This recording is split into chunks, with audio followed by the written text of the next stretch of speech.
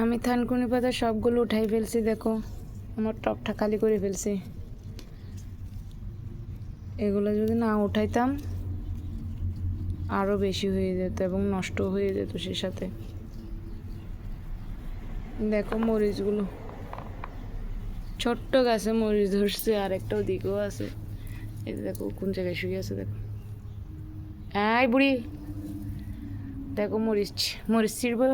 আচ্ছা মরিচে দুটা ছিঁড়ি, এটা এটা বড় হয়েছে। আসলে এভাবে গাছ লাগিয়ে নিজের হাতে উঠানোর মজাটা আলাদা, খেতে মজা আলাদা, খুবই ভালো লাগে। দেখতে পাচ্ছেন আমি কতগুলো শাক উঠেছি, দেখো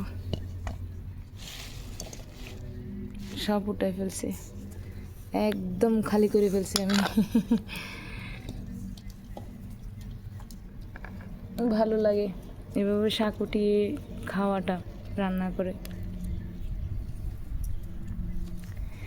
আজকে এখানেই শেষ, বাই বাই সবাইকে। সবাই ভালো থাকবেন, সুস্থ থাকবেন। আরেকটা ছিড়লাম,